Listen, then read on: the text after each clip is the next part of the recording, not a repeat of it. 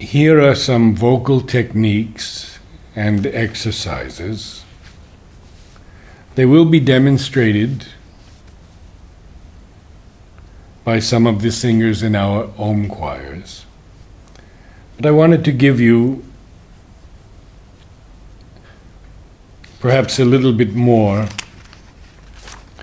on the various aspects of training the voice. The first is breathing. There are many theories on how to breathe. The one I suggest is to watch a sleeping child. There will be no stress or strain in the upper body. Breathing will be relaxed, with the breath taken through the nose.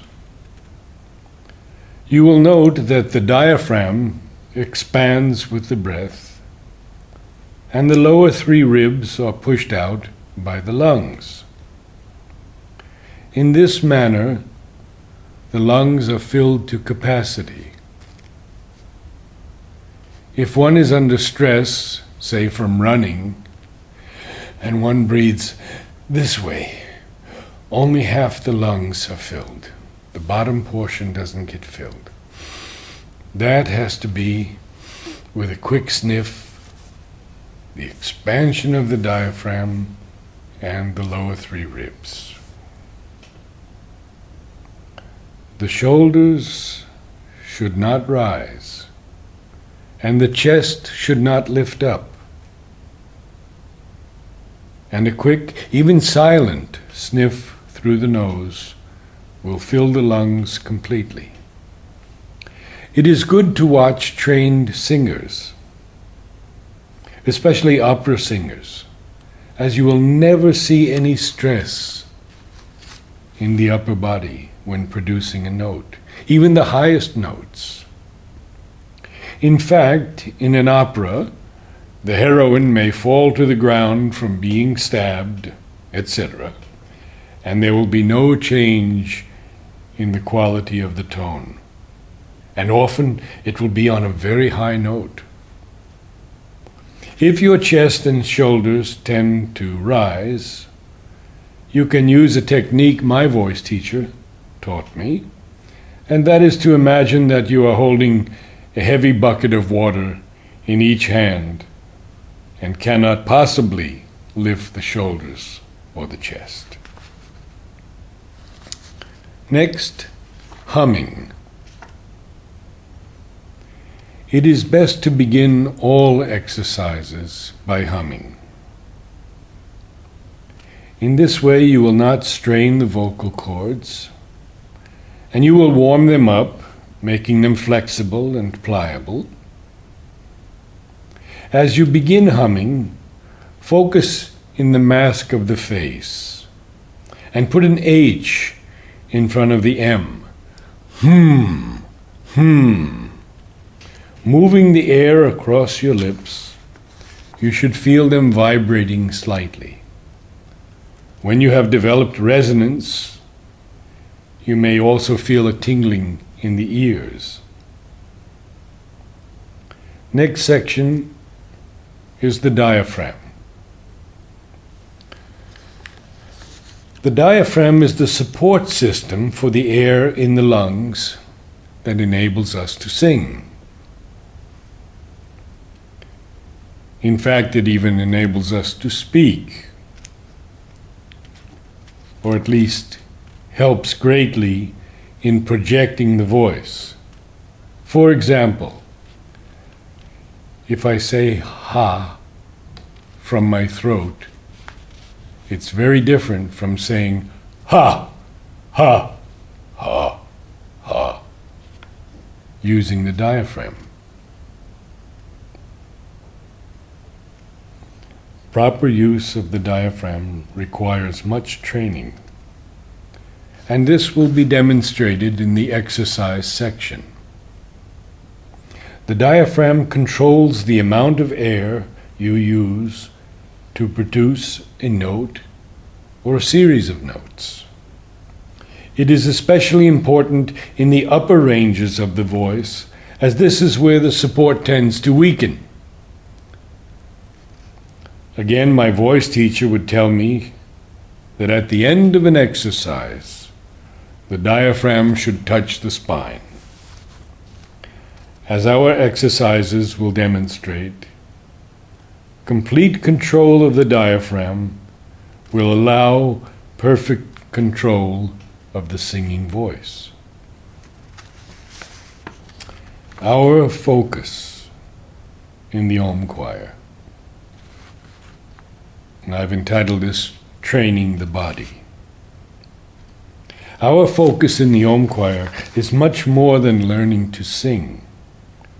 It is a training of the body consciousness to become as receptive an instrument as possible to receive the new music and to allow it to descend in and through us. Therefore, we must pay attention to all the parts that are involved in producing a tone. The mouth. The mouth should be as open as possible to allow the maximum sound to come through. Singing with the mouth half closed restricts the sound. If you open the mouth fully, you will notice that twice the sound is produced with no more effort. Of course, when we sing lyrics, the mouth has its importance in forming words. And in the Om choir exercises, we will demonstrate how to properly form vowels, and especially how to produce the most beautiful Om possible as our offering. The jaw. The jaw has a mind of its own and will surprise you with its movements.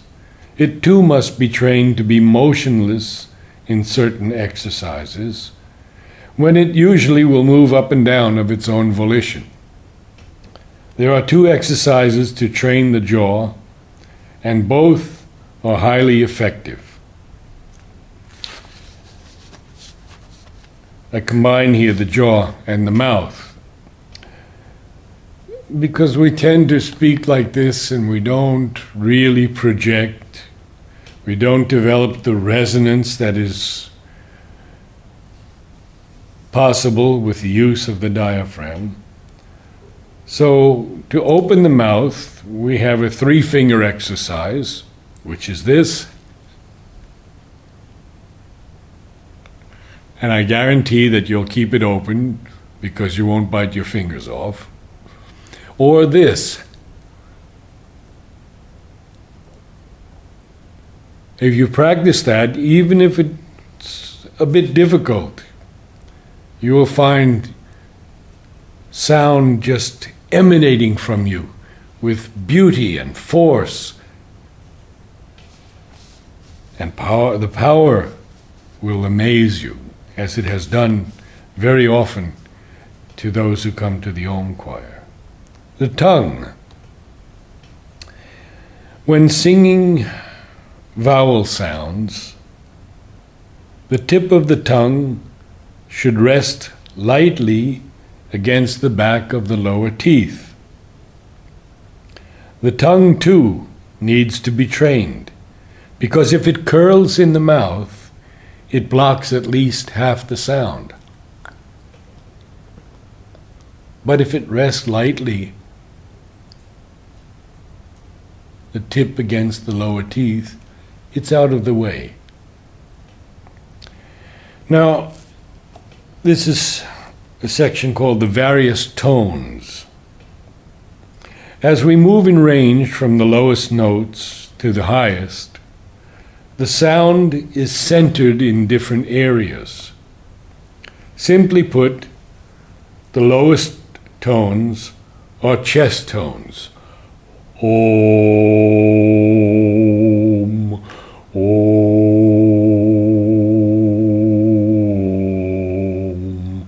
Om. We can feel the resonance in the chest. And not in good voice today, but you can hear the resonance in the chest. The middle tones of any type of voice are a combination of chest and head tones. And the highest notes that we sing are primarily head tones created in the head. You can easily hear the differences in a bass voice, baritone voice, and high tenor voice, as well as in the various ranges of the female voice. Many singers have a range of 2 to 3 octaves. But for the Om choir, this is of no great importance. Producing a tone is the last section today. After warming up by humming, there are numerous exercises we will demonstrate to achieve flexibility and increase the range of the voice without forcing. In fact, we often have a much greater range than we think, and therefore, when producing a high note, one should imagine coming down on the note from above, instead of reaching up for it and straining. So in the next section, we'll demonstrate the different exercises with using different voices, female and male voices.